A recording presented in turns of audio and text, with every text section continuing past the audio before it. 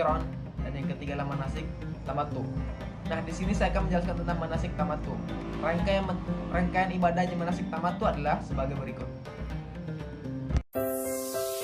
Ibadah haji merupakan rukun Islam kelima. Ibadah yang waktunya setahun sekali harus dilakukan sesuai dengan tata cara yang disyariatkan di dalam Islam. Tujuannya agar pelaksanaan haji dapat bernilai ibadah dan diterima Allah Subhanahu wa Ta'ala. Tata cara berhaji dimulai dengan membaca niat dan memakai pakaian ihram di titik mikat yang telah ditentukan. Di titik mikat, para jamaah melakukan persiapan kegiatannya mulai dari mandi, mengenakan pakaian ihram, berwudu dan mengerjakan sholat sunnah ihram 2 rakaat. Setelah itu niat mengerjakan ibadah haji dengan membaca bacaan niat berhaji. Nawaitul hajja wa ahramatu bihi lillahi ta'ala, labbaik Allahumma bihajjati. Artinya, aku niat haji dan berhiram karena Allah Ta'ala. Aku sambut panggilanmu ya Allah dengan berhaji. Setelah mengenakan pakaian ihram dan berniat, jamaah umroh dilarang untuk melakukan hal-hal yang sudah ditentukan syariat. Bagi pria dilarang memakai pakaian biasa, memakai alas kaki yang menutup mata kaki, menutup kepala dengan peci, topi, dan sebagainya. Sedangkan bagi wanita dilarang memakai kaos tangan dan menutup muka. Sementara larangan yang berlaku secara bersamaan bagi pria dan wanita yakni memakai wangi-wangian, memotong kuku, mencukur atau mencabut rambut, memburu atau mematikan binatang apapun, menikahkan atau meminang wanita untuk dinikahi, bermesraan atau berhubungan intim, mencaci, bertengkar, atau mengeluarkan kata-kata kotor serta memotong tanaman di sekitar Mekah. Selanjutnya jamaah menuju Masjidil Haram di Mekah dan dianjurkan memperbanyak ucapan kalimat talbiyah. Adapun bacaannya yaitu labbaik Allahumma labbaik, labbaik la syarika labbaik, innal hamda wan ni'mata laka wal mulk la syarika lak. Yang berarti, aku penuhi panggilanmu ya Allah, aku penuhi panggilanmu, tidak ada sekutu bagimu. Aku penuhi panggilanmu, sesungguhnya segala puji, nikmat dan kerajaan bagimu.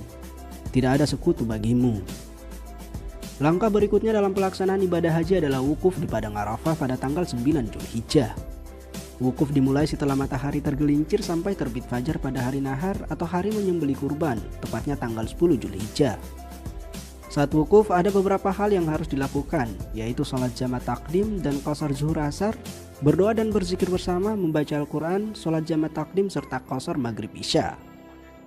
Selanjutnya yakni mabit di Muzdalifah, yang artinya menginap di Muzdalifah. Kegiatan ini dilakukan cukup dengan hadir sejenak di antara tengah malam sampai waktu terbit fajar pada tanggal 10 Zulhijjah.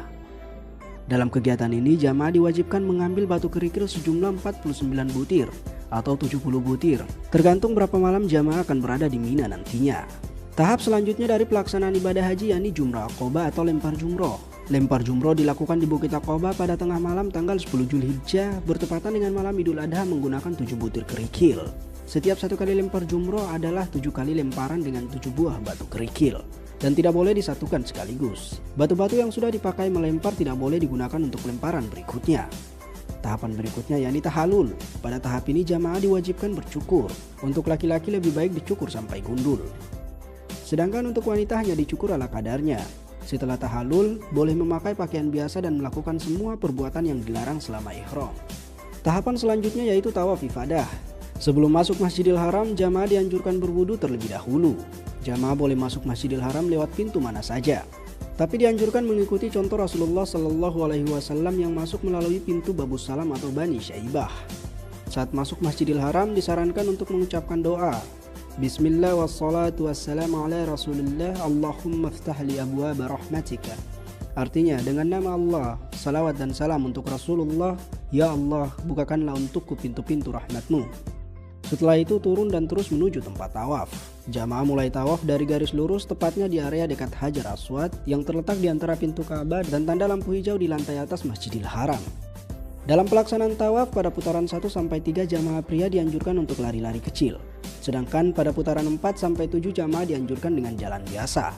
Sementara untuk wanita tidak ada lari-lari kecil saat melakukan tawaf. Sepanjang tawaf membaca doa saat berada di antara Rukun Yamani dan Hajar Aswad. Doa saat tawaf yang selalu dibacakan oleh Rasulullah SAW adalah doa sapu jagat, yaitu Rabbana atina fid dunya hasanah wa fil akhirati hasanah wa qina adzabannar. Artinya, ya Tuhan kami, berilah kami kebaikan di dunia dan kebaikan di akhirat, dan peliharalah kami dari siksa api neraka. Sesudah tawaf, tahap selanjutnya yakni sa'i yang dimulai dari Safa ke Marwah. Sa'i dilakukan dengan 1 kali perjalanan dengan urutan dari Safa ke Marwah 1, Marwah ke Safa 2, dan seterusnya sa'i berakhir di Marwah.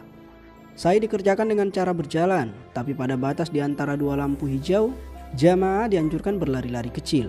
Sa'i merupakan penghargaan Allah Subhanahu wa taala kepada istri Nabi Ibrahim dalam rangka mencari air untuk minum putra beliau yaitu Nabi Ismail alaihi salam. Tahapan selanjutnya bagi jamaah haji yaitu melakukan lempar 3 jumroh dan mabit di Mina pada hari tasyrik.